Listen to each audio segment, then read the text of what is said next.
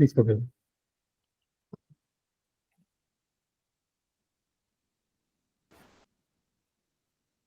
Listo, listo, Belén. Estupendo, pues bienvenidos a todas, a todos los aquí presentes a esta plática que tiene lugar en el entorno de intercambio de enfoques y de perspectivas de la Asociación Iberoamericana de Sociología. Esta asociación, a través de estos espacios de redes que nos unen, da la oportunidad a todas nuestras socias y a nuestros socios a poder compartir todos los enfoques, estudios de caso, trabajos, proyectos y que están llevando a cabo desde los diferentes países que, por cierto, cada vez somos más, estamos creciendo continuamente y organizando eventos tan importantes como un próximo congreso internacional que tendrá lugar el año que viene. Os invitamos a todas y a todos los presentes y los que tengáis acceso a la grabación posterior de este evento a que sigáis enviando vuestras propuestas a participar y que sepáis que este es un espacio para compartir, que está habilitado para todas las socias y socios de este grupo que empezó siendo tan pequeñito y que no para de crecer, de lo cual nos alegramos mucho todos los que formamos parte de él. Gracias al presidente Ángel Batraca por todo el apoyo que nos está dando al Comité de Comunicación, del cual tengo el gusto de tener algunos miembros entre los asistentes. Y paso ya a presentar la plática que tiene lugar hoy, que se llama Vulnerabilidad, Integración y Resolución de Conflictos, una experiencia en Islandia. Este evento, los principales protagonistas son la doctora Leticia Basilota, que es abogada en la Universidad de Buenos Aires y certificada por el Centro Europeo de Ombudsman Organizacional, y el doctor Gabriel Eduardo Nigra, abogado y licenciado en Sociología también de la Universidad de Buenos Aires. Muchas gracias a nuestros invitados que van a tratar de definir la vulnerabilidad desde distintas perspectivas para poderlo enmarcar adecuadamente el término de vulnerabilidad. También abordarán el tema de la integración de las personas vulnerables y a partir de este pequeño desarrollo teórico que va a comenzar el doctor Nigra, podrán darles la presentación de una experiencia concreta, un caso de estudio en Islandia del que se va a encargar nuestra querida doctora Leticia para finalmente analizar de qué manera las temáticas que van a desarrollar pueden resultar una herramienta útil en la resolución de conflictos en otras áreas sociales y en otros países. Y sin más dilación paso a presentar entonces a Leticia Basilota y al doctor Gabriel Eduardo Nigra, y le doy la palabra, por favor, al doctor Gabriel Eduardo Nigra. Muchas gracias por vuestra asistencia. Muchísimas gracias, Belén, muchas gracias, Ángel, y a la asociación por este espacio para divulgar ideas y para que la comunidad latinoamericana y iberoamericana de sociólogos y demás interesados en las ciencias sociales podamos disponer de esta herramienta tan útil para poder generar nuevas perspectivas y tal vez encontrar soluciones a problemas que nos aquejan a todos. Un poco la idea de este encuentro es que al final del mismo nos quede alguna idea dando vueltas para que pensemos y reflexionemos a fin de tratar de encontrar soluciones que seguramente tengan que ver con problemas que vivimos en nuestras distintas comunidades. Pero sin más dilaciones, vamos a entrar directamente al tema. La vulnerabilidad el concepto de vulnerabilidad es un concepto difícil de definir y se puede analizar desde muchas perspectivas, desde muchos aspectos, y según desde qué posición nos encontremos, vamos a encontrarle distintos puntos de análisis. Vamos a partir de una idea general como para poder cuadrar esto, y lo más sencillo y lo más accesible es tratar de integrar la concepción a través de la etimología de la palabra. Vulnerabilidad proviene del latín vulnerabilis o vulnus, que significa lesión, herida, y tiene que ver básicamente con la posibilidad de que alguien se encuentre en una situación distinta al resto porque siente que padece algún tipo de amenaza, ya sea en lo personal o desde el aspecto social. En cualquier definición que encontremos de vulnerabilidad siempre vamos a tener presente esta cuestión de la posibilidad de lesión, de herida, de amenaza. Estas amenazas pueden ser de varios tipos, porque, por ejemplo, podemos sentirnos vulnerables ante efectos que tengan que ver con situaciones físicos, como por ejemplo sequías, terremotos, cambio climático, cuestiones que son generales y que nos ponen en una situación de temor a la que tenemos que prepararnos para enfrentarnos. Y también hay cuestiones que tienen que ver con lo antropogénico, o sea, con lo que el mismo hombre genera, como situaciones vinculadas a la contaminación, accidentes, hambrunas y otras situaciones que la evolución de la sociedad va generando y que ponen a grandes sectores de la población en condiciones de estar en una situación no cómoda, en una situación de riesgo, de amenaza y que genera este estado de vulnerabilidad. Porque en algún sentido todos somos vulnerables, pero no podemos hacer una generalización tan individualista como para hablar de nuestras propias vulnerabilidades, sino que tenemos que encuadrarlas en situaciones que tienen que ver con fenómenos que son, si se quiere, más globales o más generales. A partir de esta concepción de la vulnerabilidad como una reacción o una situación que se percibe a través de las amenazas, hay numerosos estudios y encuadres que tienen que ver con cómo superar este evento no deseado, esta situación no querida, que nos pone en riesgo de alguna manera. Y, por ejemplo, la, desde el punto de vista jurídico, en el año 2009 se produjo una asamblea plenaria de la Cumbre Judicial Iberoamericana que generó un documento denominado eh, la, la Cumbre de Brasil, Reglas de Brasil sobre acceso a la justicia de las personas en condición de no vulnerabilidad. Porque una de las cuestiones serias que tiene que ver con el vulnerable es que muchas veces no encuentra cómo solucionar los conflictos en los que se encuentra involucrado. Entonces, es necesario acercar herramientas que permitan que estas personas que están en conflicto puedan tener posibilidad de solucionarlos y acceder a un nivel de vida que los aleje de esas lesiones y de esos temores. Es interesante esta cumbre porque como es una cumbre judicial iberoamericana, ha tenido la adhesión de 23 países, entre ellos España, Portugal y Andorra, con lo que es evidente que esta situación no solo pasa por intereses que tengan que ver con nuestros países latinoamericanos, sino que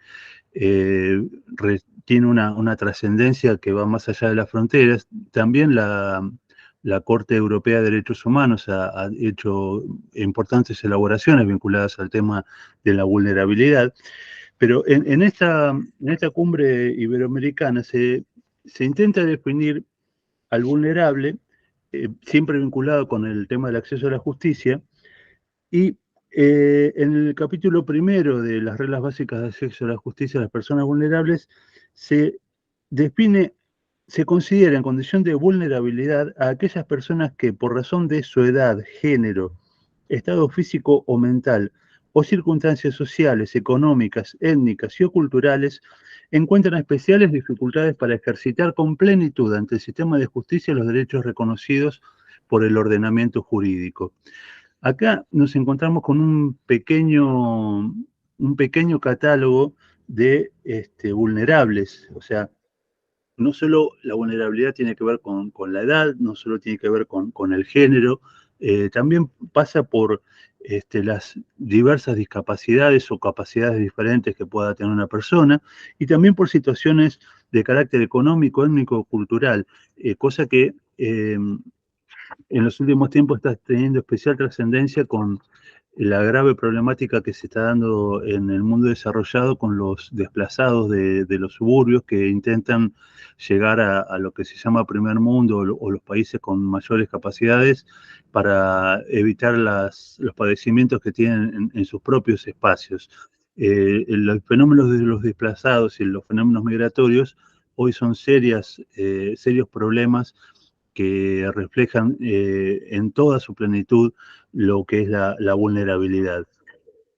Esta concepción de vulnerabilidad que tomaron las autoridades judiciales también fue reflejada y tomada en numerosísimos fallos de la Corte Interamericana de Derechos Humanos, o sea, del sistema judicial latinoamericano, que lentamente va introduciéndose en las organizaciones judiciales de todos los países latinoamericanos, que van incorporando los tratados internacionales a sus normativas internas, eventos que tenemos una gran disparidad de tiempos, porque hay países en los que hace mucho tiempo que estos principios están vigentes, otros que son más recientes, pero la Corte Interamericana de Derechos Humanos, a través de sus sentencias y a través de estudios que se han hecho de las mismas, está generando una especie de tipología de las vulnerabilidades, o sea, un acercamiento a lo que es la vulnerabilidad a través de tratar de encuadrarlas en distintos sectores y situaciones que generan la vulnerabilidad. Entonces, teniendo en cuenta esta creación que se va dando por los trabajos de la Comisión Interamericana de Derechos Humanos, tenemos básicamente una división que tiene que ver que las vulnerabilidades se reflejan a través de las condiciones personales y a través de las situaciones específicas que cada persona atraviesa. Por condición personal, la Corte Interamericana toma como parámetros para definir la vulnerabilidad la condición de ser niño o menor de edad, la condición de las mujeres, las minorías sexuales, los pueblos indígenas y los discapacitados. Esos son los 5 grandes ejes en los que se ha pronunciado a través de numerosos fallos que en este momento no es necesario mencionar, pero existe una amplia jurisprudencia de la Corte Interamericana vinculada a estos 5 ejes que vinculan la vulnerabilidad a una condición personal determinada. Y asimismo, se vincula la vulnerabilidad a situaciones específicas que cada individuo tenemos, que vivimos en distintas etapas. Entonces, en este sentido, la Corte hace una clasificación que tiene que ver con los migrantes, con las personas privadas de libertad, con los líderes políticos de oposición, que hemos visto, por ejemplo, en los procesos preelectorales de Ecuador que ha habido atentados que han costado la vida de líderes políticos opositores y es una situación que se repite en muchos países. También hay una situación de vulnerabilidad vinculada a los defensores de los derechos humanos, a los desplazados forzosos que no tienen más remedio que tomar esas decisiones. Y también la Corte Interamericana de Derechos Humanos ha hecho una mención a los periodistas como un sector de personas vulnerables en función de su situación específica. O sea que hay amplio trabajo en esta cuestión, no es un tema que esté ausente de las consideraciones jurídicas, pero que, como expliqué al principio, resulta sumamente complejo encuadrar y intentar darle alguna solución que aleje a los vulnerables del riesgo y de la lesión que creen que pueden padecer. Esta cuestión de la vulnerabilidad está también vinculada a un tema que tiene varias perspectivas dentro de la comunicación general, que es el de la resiliencia, que me parece interesante tocar porque si bien en general tiene una connotación positiva el hecho de la resiliencia, en este caso particular de la vulnerabilidad, hay sectores doctrinarios que creen que no es tanta la positividad. De cualquier modo, para hacer una pequeña vinculación con la temática, podemos decir que las Naciones Unidas se han ocupado del tema de resiliencia, han sacado un documento que se llama Directrices Comunes de las Naciones Unidas para contribuir a la creación de sociedades resilientes. Es un documento de Naciones Unidas del año 2020, probablemente muy vinculado a la situación de la pandemia que hemos vivido en ese año, y que define a la resiliencia como la capacidad que tienen los individuos, los hogares, las comunidades, las ciudades, las instituciones, los sistemas y las sociedades para prevenir, resistir, absorber, adaptarse, responder y recuperarse de forma positiva, eficiente y eficaz cuando se enfrentan a una amplia gama de riesgos, manteniendo un nivel aceptable de funcionamiento sin comprometer las perspectivas a largo plazo del desarrollo sostenible, la paz y seguridad, derechos humanos y bienestar para todos. Como vemos, esta cuestión de el riesgo está presente en todo tipo de definición, hasta de los más altos organismos internacionales. Esta definición nos pone en claro que no solo la vulnerabilidad tiene que ver con los individuos, sino que también tiene que ver con comunidades, con instituciones, con sociedades. Y también marca una cuestión muy importante que es la de la prevención, porque la vulnerabilidad no solo se da ante un hecho consumado, sino que también se comienza a padecer cuando existe la posibilidad de caer en una situación de vulnerabilidad. Es un tema muy interesante porque la prevención de la vulnerabilidad evitaría agravamientos de muchos conflictos que se dan en todos los ámbitos. Más allá de esto, y como decía, hay algunos teóricos que consideran que el concepto de resiliencia vinculado a la vulnerabilidad es problemático porque una de las consecuencias que tiene es que evita la comprensión definitiva de la causalidad de la vulnerabilidad, porque pareciera ser que a partir de esta concepción de la resiliencia, solamente vamos a tener presente un hecho que se está dando, pero no tenemos analizado el fondo que nos llevó a esa situación de vulnerabilidad. Y esto está concatenado con otra consecuencia que algunos sectores consideran negativo del concepto de resiliencia, es que la resiliencia tiene por objetivo, por presupuesto, que vamos a volver a un estado de normalidad, que vamos a superar, estamos resistiendo un embate de algo que nos es desfavorable, para volver a un estado de normalidad que es el estado anterior. La situación grave que apareja esta concepción es que a veces ese volver a un estado anterior implica también volver a un estado en que las condiciones no eran las ideales, volver a un estado donde existen desigualdades que fueron generando esa situación de la vulnerabilidad. Muchas veces existen situaciones de corrupción que también generaron esa situación de vulnerabilidad. Y entonces, ser resilientes para volver a lo que antes del evento que ponía en riesgo la situación y que generaba la vulnerabilidad, no termina de ser lo mejor para modificar la situación que genera la vulnerabilidad.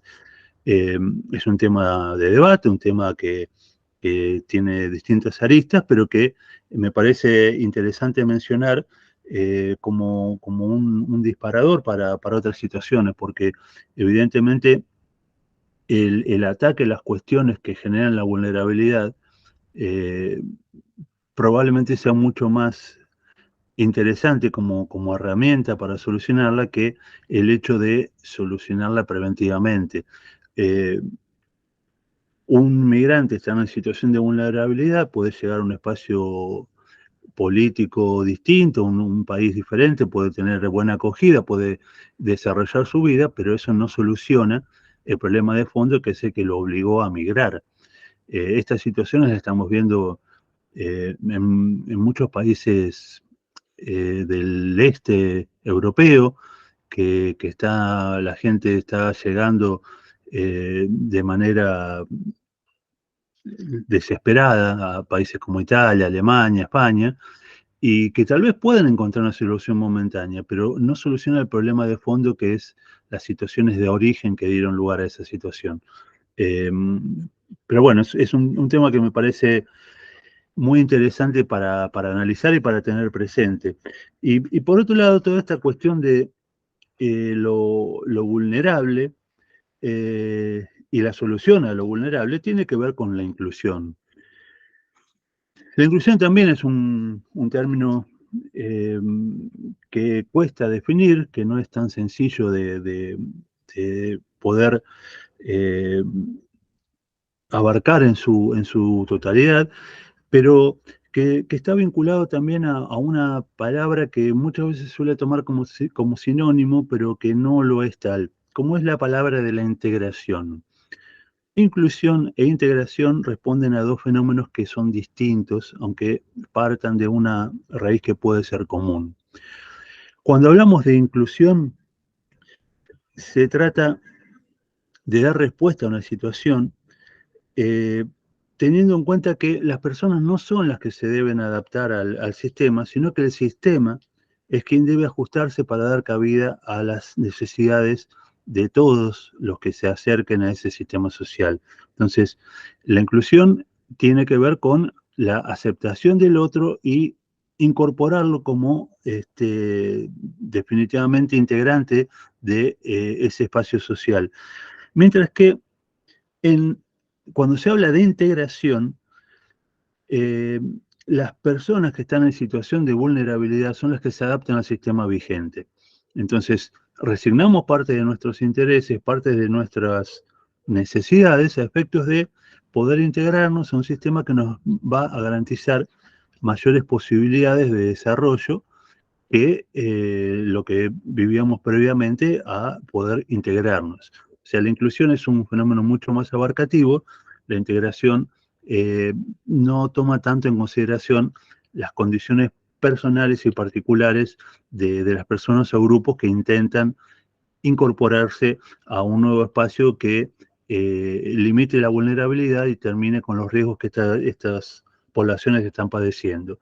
No debemos dejar de lado otras dos cuestiones que tienen que ver con esta situación, que son las de la exclusión y la segregación, porque también son fenómenos que se dan, y la exclusión básicamente tiene que ver con el rechazo de una persona o de un grupo social que queda fuera del lugar que se propone integrar, y también fuera del propio, en una situación de indefinición que realmente es muy grave, y el fenómeno de la segregación, que tiene que ver con aislar, con separar, con marginar a grupos sociales por su condición especial de vulnerabilidad, que, que nos retrotraen casi a la antigua Grecia y el tratamiento que se hacía con los leprosos y otros enfermos que debían apartarse de la sociedad, y que lamentablemente en nuestras sociedades modernas estamos viendo también, y por cuestiones no solo vinculadas a una cuestión de salud física, sino por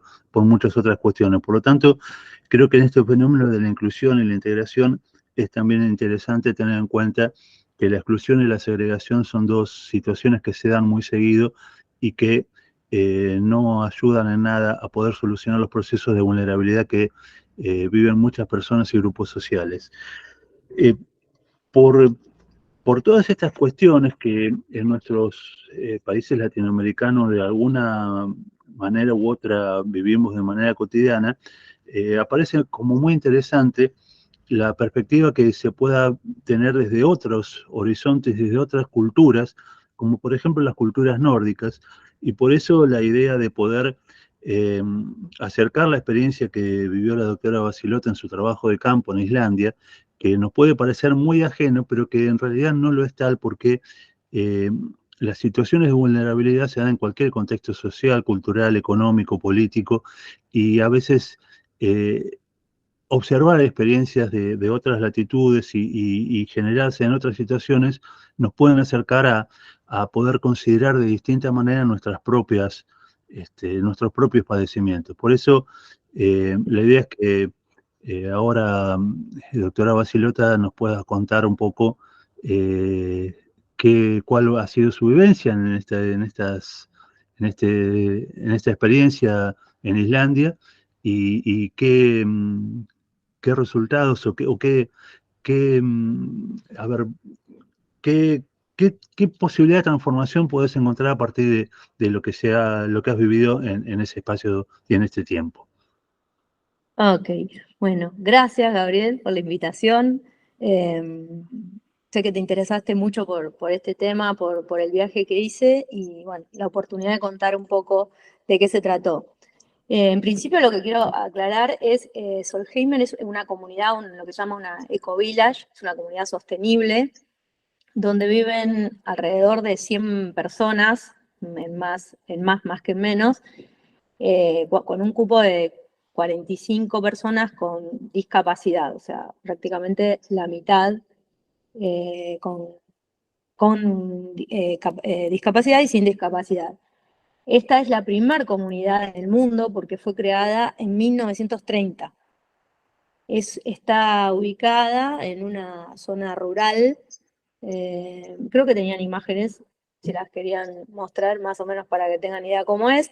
Es zona rural, está ¿Comparte el video? a unos 30 kilómetros de Selfoss, que es la segunda ciudad más grande de Islandia, y a unos 60 kilómetros de Reykjavik, que es la capital. Es una comunidad que conviven personas, como dije, con discapacidad y sin discapacidad. Lo que genera es un servicio social, ¿sí? Donde las personas de distintos orígenes tienen oportunidad de empleo, de formación profesional y actividades sociales y culturales. Hay una fuerte presencia del Estado en este sentido porque estas personas, además de recibir una pensión, el Estado subsidia, digamos, a Solheimer para que puedan vivir ahí, en ese lugar. Se desarrollan muchas actividades, por ejemplo, centros forestales, jardinería, agricultura biológica, así hay desde una panadería hasta procesamiento de alimentos, tiendas, galerías de arte, cafetería, incluso hay casas de huéspedes, la gente, eso de hecho está publicado en las páginas de Booking y todo lo demás.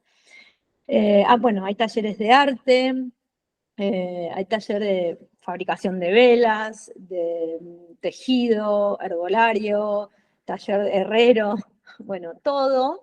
Y a su vez reciben voluntarios de todo el mundo para que vengan a compartir ese trabajo y a pasar determinado tiempo, generalmente jóvenes, donde participan de la actividad. En mi caso, yo participé de la forestación ecológica, ¿sí? Entonces lo que hacíamos era hacer todo un procedimiento desde la semilla hasta el árbol, muchas entregas, que ahí también se ven las imágenes, y una vez que alcanzaban determinada cantidad de centímetros, el Estado islandés lo compraba para realizar forestación en toda Islandia y mejorar la calidad del suelo, ¿sí? Es una sociedad, digamos, cohesionada y diversa, donde cada persona es importante y tiene un papel que va a desempeñar, ¿sí? Hay muchísima confianza, respeto entre las personas y los residentes, y los huéspedes se sienten cómodos, ¿sí?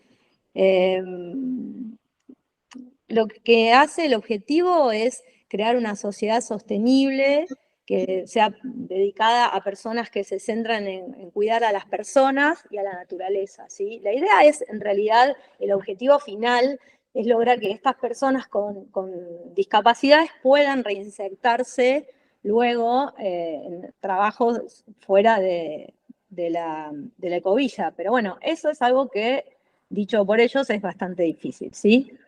Después, cómo ellos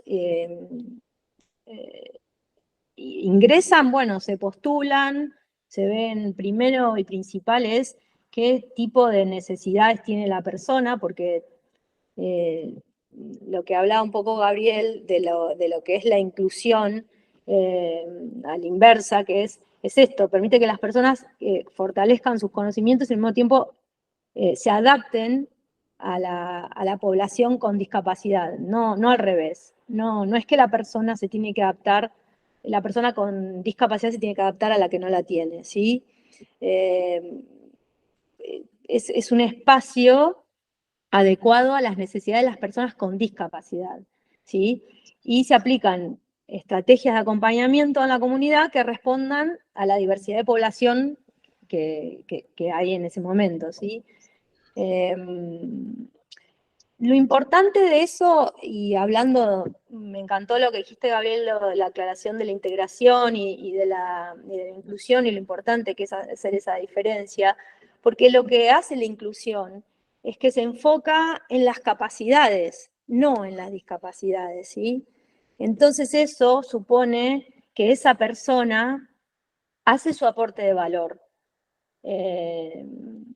Eso genera transformaciones en la comunidad y eso es lo que genera, a mí, lo que yo diría es la cultura como de la paz, ¿no? No hay una lucha entre de lograr una cosa o la otra, o no estar cómodo si tienes una discapacidad y no tener los medios como para poder sentirse cuidado, ¿sí? La inclusión en esta comunidad acepta a cada persona como es y con sus características individuales y tiene mucho poder de decisión. De hecho, las actividades, una de mis preguntas era, bueno, ¿cómo sabe cada uno qué quiere hacer? O me imaginaba yo, bueno, vos podés hacer esto, vos podés hacer lo otro, y en realidad no, cada uno libremente elige en cuáles de todas las actividades se puede participar. Bueno, yo iba con otra persona amiga que es artista, con lo cual ella participó de los workshops de arte, participó del taller de arte y bueno, tuvo esa vivencia y también hablamos mucho con la maestra, y todo ese arte que ellos construían, a su vez lo exponían en una galería de arte, porque mencioné que había una galería de arte, y todo eso a su vez se vendía. Y había un bar y un restaurante y atendido también.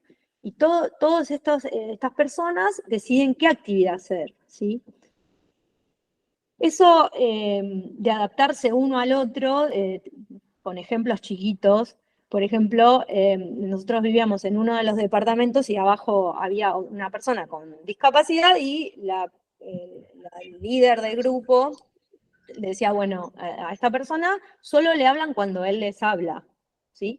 Como decir, bueno, cada uno tiene su momento, entonces si esa persona les quiere contar, que además sabe un montón de cosas, de historias y todo lo demás, si no, no. Y al cuarto día que estábamos ahí, nos empezó a saludar pero digamos que nosotros, esto es lo de inversa, ¿no? De respetar eso. Eso me resultó muy interesante, sobre todo cuando nosotros hablamos de inclusión y en la ley argentina sobre discapacidad, donde incluye el cupo de discapacidad, que 4% en la administración pública, ahí nos cuesta mucho pensar en que si estamos cumpliendo una ley o si estamos realizando de verdad una inclusión de las personas con discapacidad. Entonces, ahí había un contraste muy fuerte entre integración e inclusión, ¿sí? Eso después, si querés, también lo podríamos desarrollar un poco, digamos, como aprendizaje, ¿no? de la experiencia.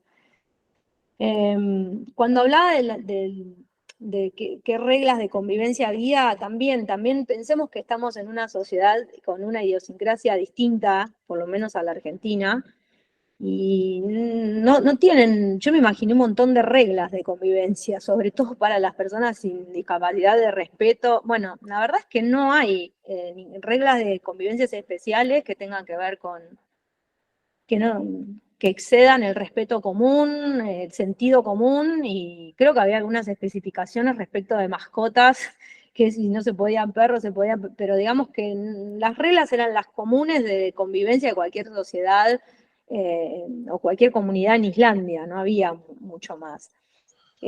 Tal vez cómo cuidar los departamentos, reglas comunes de vecindad.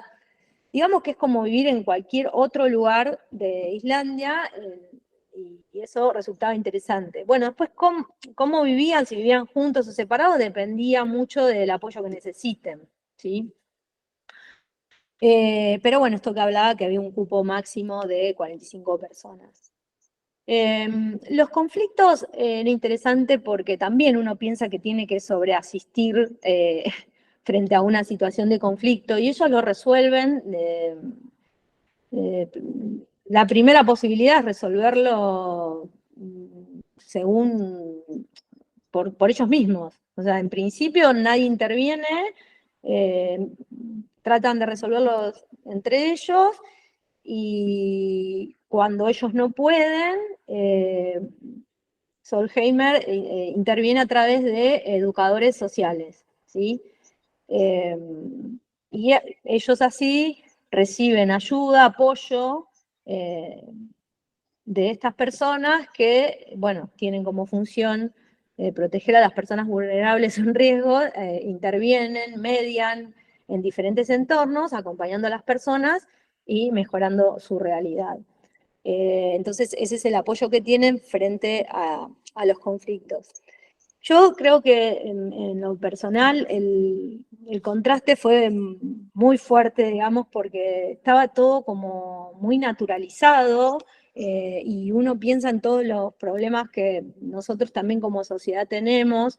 Yo en este momento me encuentro haciendo una diplomatura de igualdad de oportunidades y trato, y uno de mis compañeros tiene una discapacidad, ¿sí?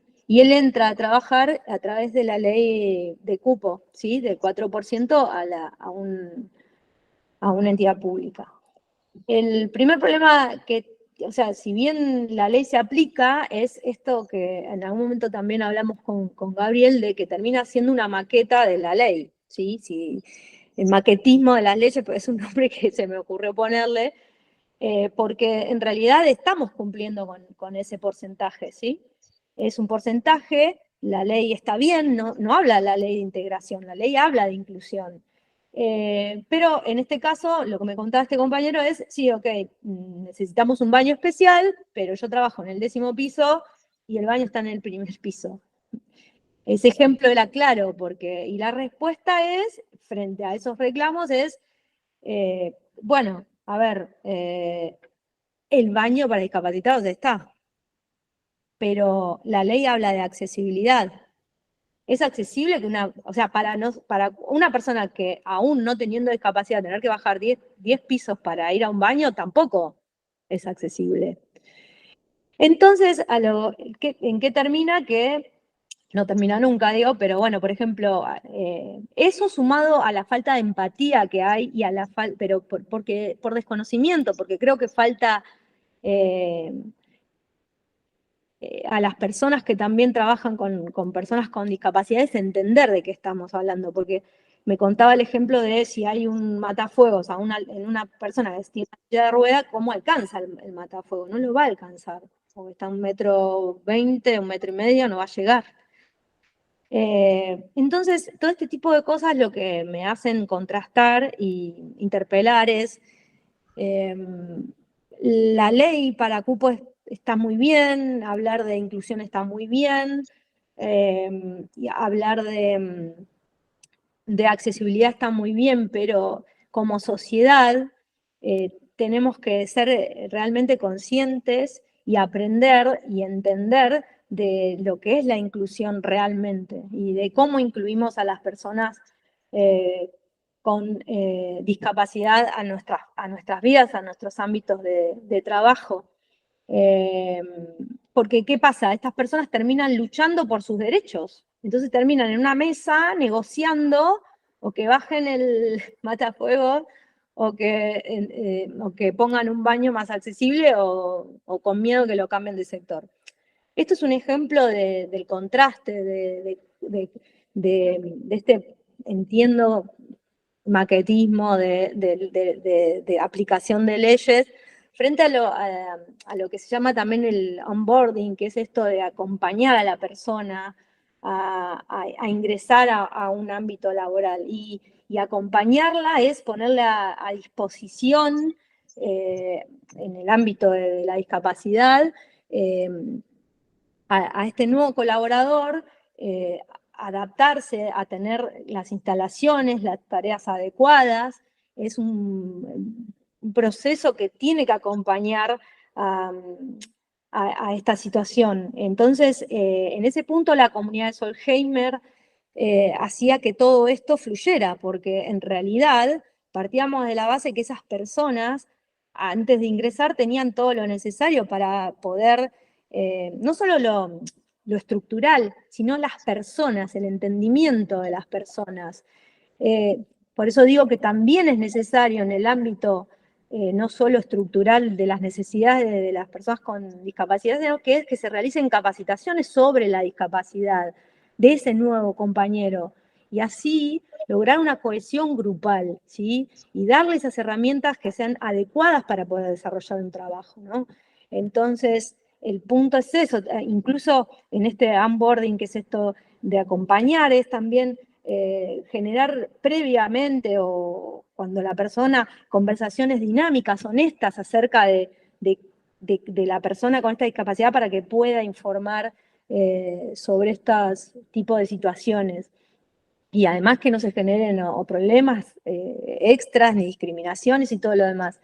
Porque esto lo que aumenta es más la conflictividad entre los colaboradores y un enojo también con las personas que invitaron a trabajar en ese cupo que debería ser un poco como más dinámico y más fácil. En ese punto sí encontré una diferencia importante, un entendimiento de que no es solo una cuestión, es una cuestión social, es una cuestión estructural, es una cuestión de idiosincrasia de la sociedad, es un montón de cosas con las que tenemos que confluir y unir para que la dinámica de incorporación de inclusión, quiero volver a repetir esta palabra, de personas que tienen discapacidad sea realmente genuina y honesta. Quería aclarar alguna cuestión sobre lo que dice Leticia, porque estamos en un contexto de países latinoamericanos con distintas realidades y por eso destacar que en Argentina ya desde hace muchos años existe por ley la obligatoriedad de que el 4% de la dotación de cada dependencia pública esté ocupada con personas con discapacidades de distintos tipos. Y últimamente, creo que hace 2 años, también existe el cupo laboral para personas transexuales y travestis, que es otro sector muy vulnerable que, como decía Leticia, tiene una acogida parcial, porque si bien existen leyes que respaldan esos derechos y intentan solucionar las vulnerabilidades que padecen estos sectores de la población, en la realidad pasan por todas las dificultades que ella enumeraba. Y eso me parece trascendente porque creo que es evidente que una ley no alcanza a solucionar los conflictos si no está acompañada por una gestión pública eficiente y por políticas públicas consecuentes que lleven a que las transformaciones que tiene presente la ley al momento de dictarse se hagan efectivas en la vida de los ciudadanos. Entonces, creo que la perspectiva que tiene Islandia en esta situación de de atención a los discapacitados y esta posibilidad real de que las personas que no tenemos un grado de discapacidad, por lo menos desde lo formal y definido, debamos integrarnos a las necesidades del otro, creo que es implicaría una transformación social y cultural muy profunda que nos llevaría a encontrar realmente solución a esa vulnerabilidad, que en este caso se limitaría a las cuestiones con discapacidad, pero que podría aplicarse en muchos sentidos y en muchas otras situaciones de vulnerabilidad que se están padeciendo en el mundo en estos momentos. Y ya que estamos, te quería preguntarle qué opinás o cuál es tu perspectiva vinculada a lo que tiene que ver con las violencias, con las distintas violencias. Porque entender las violencias también, yo no he encontrado ninguna publicación que vincule la vulnerabilidad con la violencia que se padece cotidianamente en las sociedades, no solo desde la violencia delictual o política, sino también la violencia laboral, la violencia en los hospitales, la violencia que sufren las personas mayores cuando no son comprendidas. Y me parece que muy buena parte de la vulnerabilidad tiene que ver con esas violencias. ¿Pudiste observar algo de esto en tu visión de Islandia o cómo ellos tratan la temática? En realidad, en ese punto, no, de las preguntas y de lo que yo pude hablar con la gente que trabaja ahí, no existe, ¿no? No tienen situaciones, no tienen situaciones de violencia, pero tampoco tienen mayores problemas sociales, tienen una tasa de desempleo cero.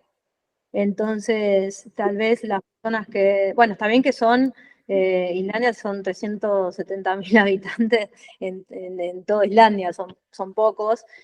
Obviamente la cantidad de problemas que puedan tener no son los mismos que pueden tener, no sé, Latinoamérica. No tienen tasa de desempleo, no tienen... las personas que si no tienen un trabajo tienen un seguro de desempleo, entonces no existe en ese sentido algún otro tipo de problemática. No sé, en el ámbito laboral tampoco, ya te digo, tampoco. No.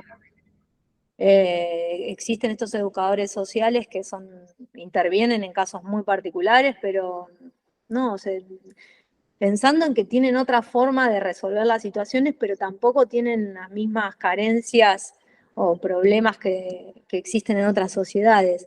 Ahora, saliendo de lo que es Islandia, entiendo que en el ámbito de la violencia laboral, claramente es una situación de vulnerabilidad cuando no existen canales que hagan posible que la persona pueda concurrir y sentirse segura y en control de la situación. Si eso te responde un poco la pregunta.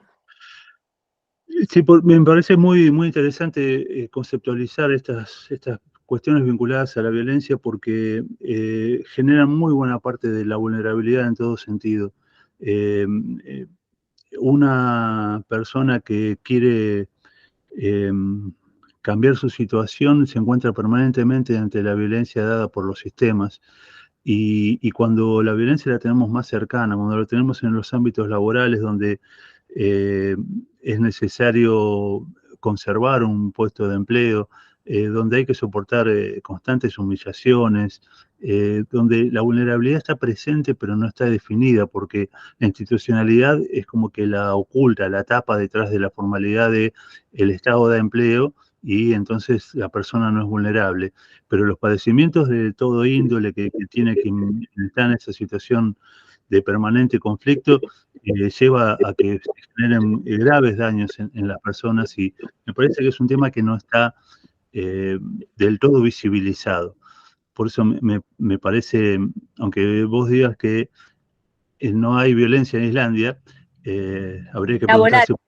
laboral, en el ámbito de la comunidad. No, por supuesto, habrá algún tipo de violencia, pero digo que la percepción sea que no existe la violencia, me parece que es un tema muy importante para preguntarse por qué en una sociedad puede dejarse a un costado un tema que en nuestras sociedades latinoamericanas es muy presente en todo sentido, y creo que no hay ningún país de nuestra Latinoamérica que escape esa realidad. Probablemente Bueno, tenga que ver con culturas distintas, pero... en gran parte calculo que sí, pero hay una encuesta hecha por Boomerang en Argentina que el 65% de las personas no se siente cómoda en su trabajo, o porque recibe algún tipo de violencia simbólica, psicológica, digamos, estamos en un porcentaje muy alto también para minimizar el tema como un sector de vulnerabilidad. Pero creo que sí tiene que estar atravesado por una realidad económica, social, cultural, eh, indudablemente, ¿no? No es una cuestión solamente de dónde estamos trabajando. Además se puede sumar dónde estamos trabajando, digo, pero en ese punto, digo, que somos diferentes con Islandia. Bueno, no sé si Ángel tenés alguna pregunta o alguien tiene alguna pregunta. Estamos casi en la hora. No sé si ha surgido alguna inquietud, alguna duda. Pues más que inquietud, vaya, un tema bastante interesante. Y eso que planteabas ahorita al final, Gabriel, cómo de pronto se puede llegar a niveles, cómo se podría llegar a menores niveles de violencia, por ejemplo, ¿no? Aquí aplica este tema de la vulnerabilidad, como bien mencionabas. Difícilmente creo que habrá un país en Latinoamérica que escape a esa temática y que de alguna manera nos pone en alguna situación de vulnerabilidad, ¿no? Y con todo lo que ustedes están mencionando, bueno, aplica para varios otros temas a abordar. El tema de la migración, el tema de la inclusión, el tema de la integración, ¿no? Esta perspectiva también de trabajar con el otro como parte de los procesos de inclusión. Eh, pues más que preguntas, me quedo con las ganas de seguir continuando abordando en el tema. Creo que da para más, para otros espacios.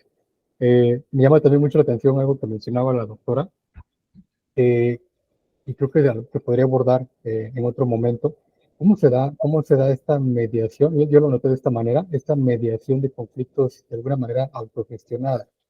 Eh, Cómo se empieza a trabajar desde la propia comunidad en la solución de conflictos, ¿no? Muchas veces, digo, tenemos la capacidad para la resolución de conflictos o solución de conflictos, pero esos conflictos muchas veces van más allá de las propias personas, se involucran a terceros para poder lograr la mediación.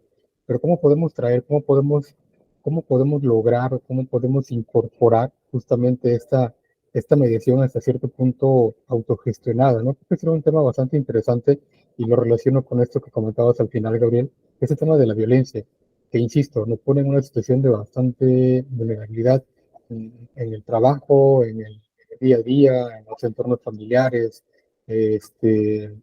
vaya, el tema de la delincuencia organizada, ¿no? Insisto, que nos pone en una situación de vulnerabilidad bastante fuerte muchas veces, ¿no? Eh, Me quedaría con eso, me quedaría con esa parte, insisto, creo que podemos abordarlo en otros momentos, estos puntos que acabo de mencionar. Y de mi parte, bueno, agradecidísimo con eso que acaban de aportar.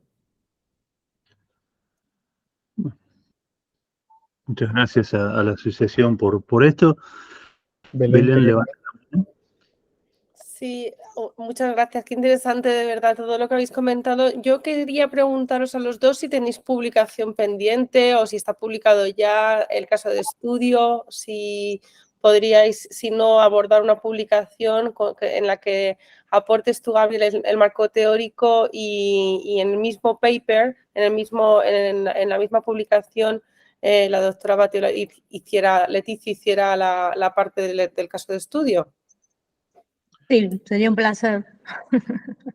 Sí, no lo hemos encarado desde ese lugar, pero sí, me parece que es una interesante confrontación de dos mundos que ante el mismo conflicto encuentran soluciones diametralmente opuestas y que evidentemente en el caso de Islandia, como decía al principio, termina con la verdadera causa de la vulnerabilidad, y tal vez en nuestros países latinoamericanos la vulnerabilidad se esconde detrás de medidas que pueden parecer adecuadas, pero que en la realidad de las vivencias de las personas no solucionan el conflicto.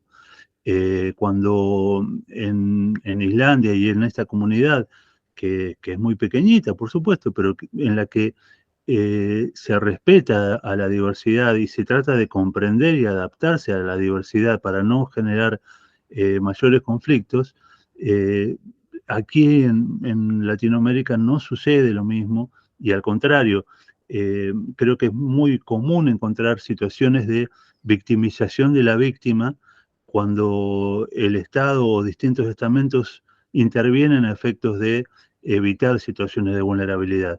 No creo que sea, no sé, no conozco en profundidad, por ejemplo, el problema migratorio en México, que sé que es muy grave, pero no creo que sea necesario o que sea solución darle acogida a, no sé, inmigrantes hondureños o salvadoreños o venezolanos, no sé, digo nacionalidades por decir, en un espacio cuando no se soluciona el problema de fondo de esa gente que tiene que ver con la pobreza y la falta de oportunidades. Entonces, cuando vemos una comunidad pequeña, pero que enfoca el problema en su integralidad y que busca solución absoluta y no solo una pantalla, me parece que es muy interesante para tratar de considerar si ese sistema de resolución de la integración de estas personas, la inclusión de estas personas, no las podríamos tomar en algunos, al menos en algunos espacios o para algunas cuestiones puntuales de los padecimientos que son cotidianos en muchos países. Y yo entiendo que es un proceso muy complejo porque no tiene que ver solo con economía, con leyes o con gobiernos, porque la cuestión cultural va más allá de esas situaciones, y la cultura tomada como integralidad, no solo como educación formal, estricta, escolaridad, sino como inducción en valores y toma en cuenta del otro, de la otredad como algo propio y no de algo ajeno. Es un proceso muy extenso que lleva mucho tiempo, pero todos los procesos empiezan por un primer paso.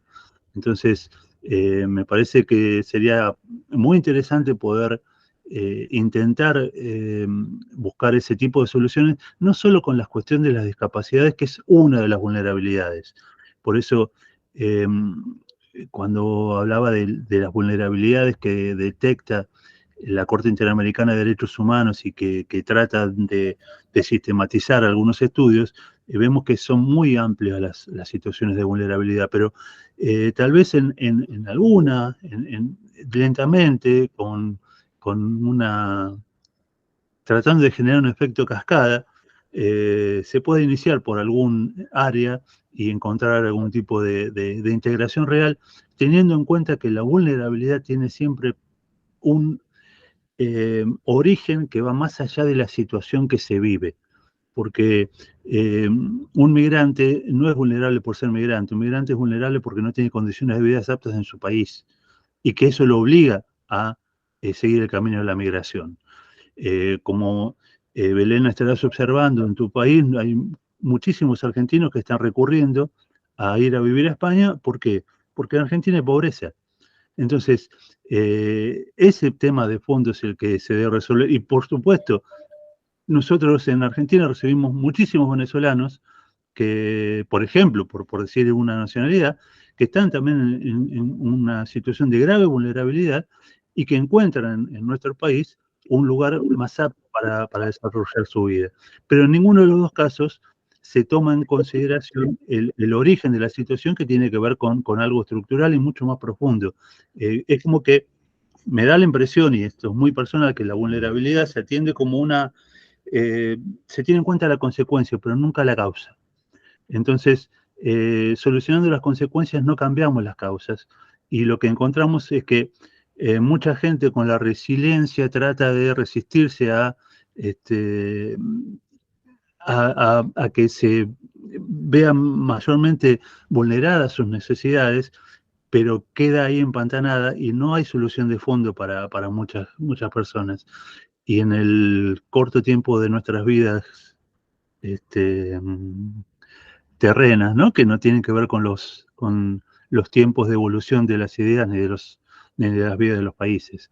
Entonces, por eso me parece muy interesante la perspectiva que pudo tener Leticia en su trabajo de campo y intentar llevarlo a otras áreas para que desde esa perspectiva de algo más integral, consideremos a la persona humana en todos sus aspectos y no solo la vulnerabilidad como una situación de riesgo que puede ser temporal o en muchos países latinoamericanos permanente y de la que no tomamos conciencia. Como en muchas situaciones nos pasa con las cuestiones de la violencia. Muchas veces nos acostumbramos a vivir en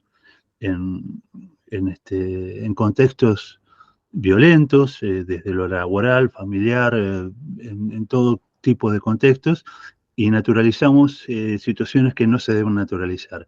Entonces, la toma de conciencia de estas cuestiones me parece que es lo que va a ser, lo que nos va a dar la posibilidad de transformar estas situaciones no queridas, más allá de que pueda existir una ley de cupos o más allá de que pueda existir algún intento de carácter económico o subsidios o ese tipo de políticas que son parches, son remedios, pero que no solucionan los problemas de fondo.